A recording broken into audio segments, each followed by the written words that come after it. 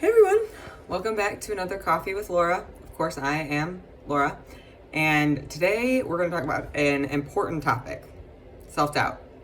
Because what I have found is it's pretty prominent in our culture, and a lot of people I talk to are always second guessing themselves. They're always looking at, hindsight, honestly. It's very easy for us to see all the things we did wrong that we wish we would have done differently after something has completely played out. But the problem with that is that's how it's supposed to be, to help us learn. But what we're using it as is kind of evidence to prove we can't do it beforehand, when really no one can do it beforehand like that because we can't read the future. So I've just noticed that we're looking a lot at what we're bad at rather than recognizing what we're good at. And so I've seen this cycle, and I want to tell you about it. But in case you don't know who I am or what I do, yes, my name is Laura, and I work as a coach. I try to help people kind of get to where they want to go, but primarily with their health, be that physical and mental, so that they can transform their stress so they don't burn out, and reclaim authority in their mind so they can really live their life how they want to. So let's talk about that self-doubt cycle. I've noticed a couple challenges that kind of get us on the cycle. Challenge number one, how we understand ourselves. So just based on our upbringing, we tend to understand ourselves through the narratives of others. For example, I was told my entire life that I'm intimidating. And it was very confusing for me because I'm in me. I feel my insecurities. I feel my judgments. I feel my silliness, my soft, squishy inside. So the fact that people perceived me as intimidating was very conflicting. It didn't make sense to me.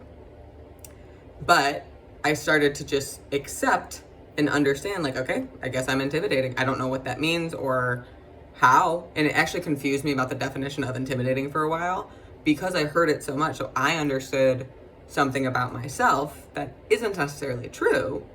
It's just others' experience of me, they labeled as intimidating. So really, I'm not necessarily intimidating. They were feeling intimidated.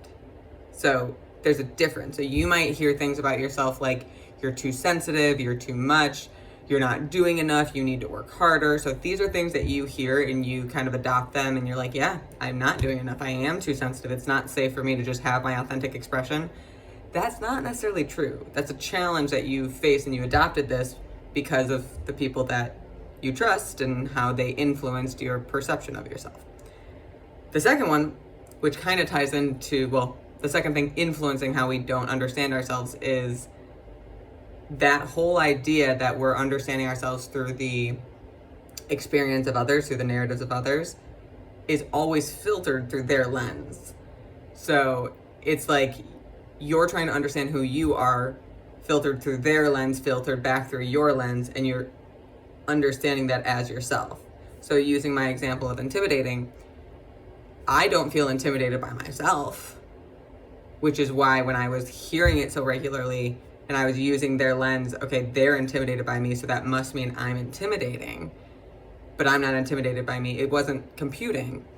And really, their experience of me was intimidating. So if someone says you are too sensitive, what that really means is I'm uncomfortable managing me with your level of awareness of your sensitivity.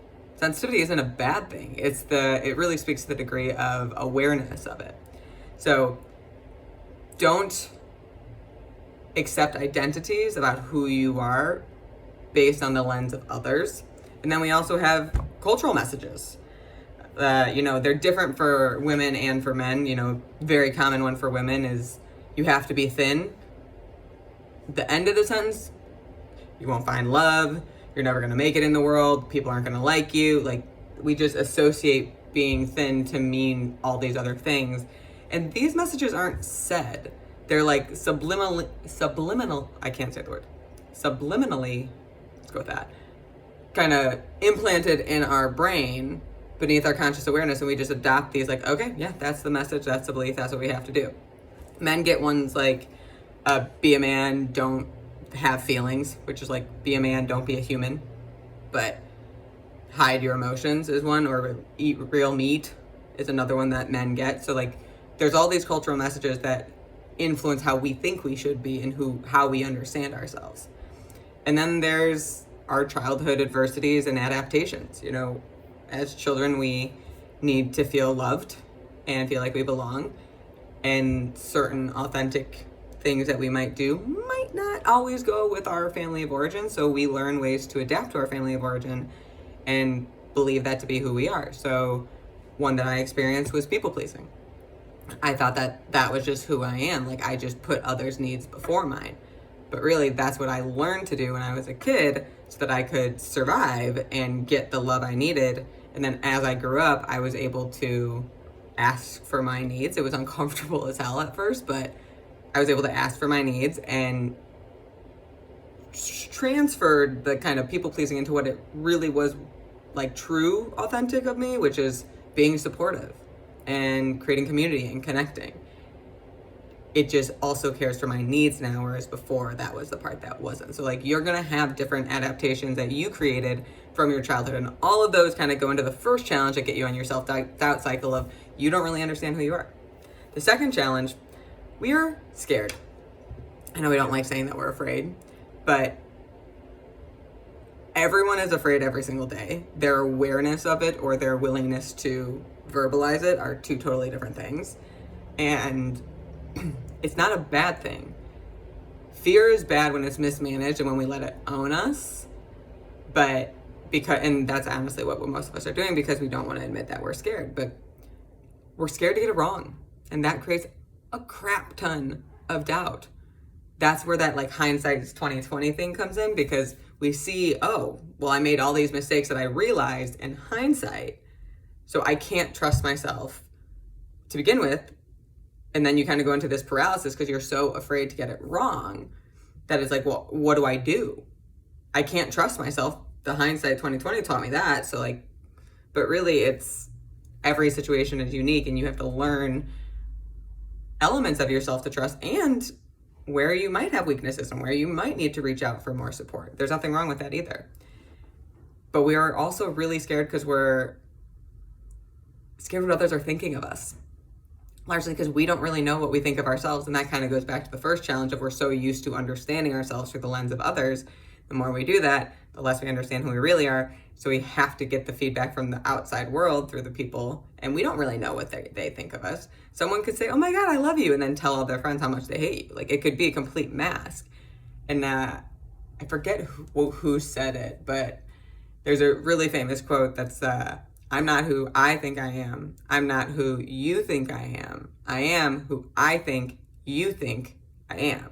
Which goes back to my original point of we're understanding ourselves through their lens, interpreted through our lens, and that's that's who we think we are.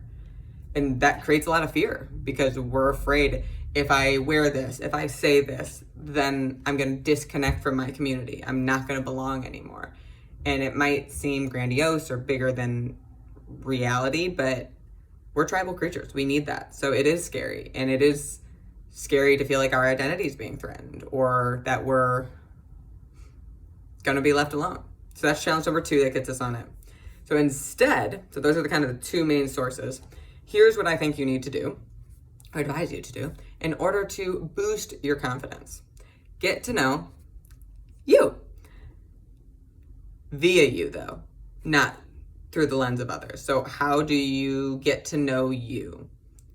Learn your experience or your emotions. Don't attach, witness. Like literally watch what happens when you're getting emotional. What causes it?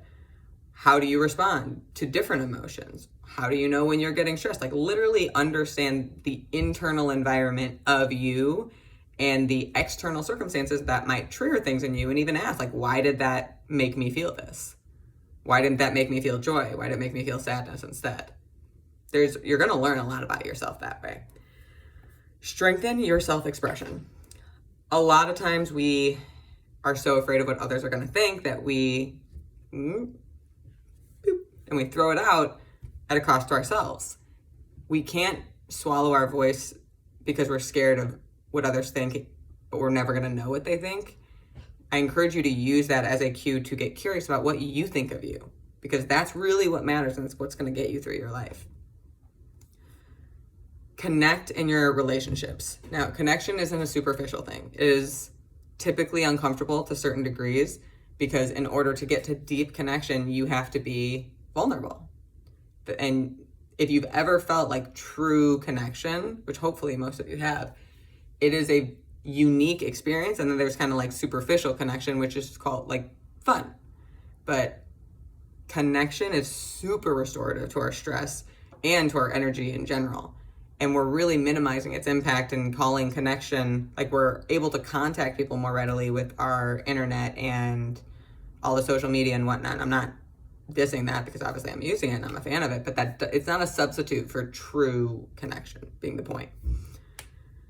Find sport or art, if you will, in being flexible in life. Learn to roll with it, kind of like matrix your way through life instead of hooking on to what you think things need to be for you to be comfortable, because that absolutely contributes to our doubt. Is if we can't control it, which we can't control it, that means we're doing something wrong, when really it's a game. Like, play with it. Okay, this happened, not what I wanted, don't like this. How can I pivot around it, or how can I matrix my way out of it so that it can become useful for me, or it can become purposeful for me? And understand that's not always going to be fun or comfortable, but like, that's life. So I don't make the rules on that one.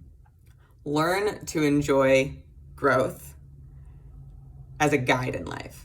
Now, enjoy means being in joy. So as you're going through the hurdles of life, learn to be in joy as you grow. It's going to be uncomfortable, but that doesn't mean you can't find moments that you enjoy as you go through the uncomfortable moments. Let's look at exercise as an example. It's not always comfortable, but I enjoy seeing that I can do certain reps, or that I'm able to maintain my form better, or that I have better endurance. Am I feeling physically uncomfortable? You bet. But that's how you grow. So we can resent it, we can fight against it, but it's part of life. And finally, I mean, there's a few more, but you need to learn to believe in yourself, which I think comes through boosting your awareness of your resilience. All of us are resilient. It's part of being human, but we're so overly focused on our fragility or our discomfort, trying to avoid those emotions. We think we don't have what it takes. It's a very simple belief, but like, you might not like how everything goes, and I can almost guarantee you won't. Actually, I can guarantee you won't. But as you're going through the inevitable dislikes, you can believe you're going to make it out on the other side, because what's the other option? Not making it? Not living? There's no, like, we don't have any other choice but to keep going. Our resistance is in we want to like it. I get it. I do. I would prefer to like it too. But we don't make the rules in that case. So all of that to summarize, if you struggle with self-doubt, I just gave you like 7 different things that you can do. And you're probably like, Lord, that's way too many and I don't know where to start. Lucky for you, that is exactly what we cover in the first episode of Confidence 101. So it's a free course. If you are struggling with self-doubt and you want to understand yourself better, then you are going to want to click the link right below so that you can transform your life and learn to believe in yourself. But that is all I have for you today. Thank you as always for joining me. I appreciate you. Have a wonderful long weekend. I will see you next week.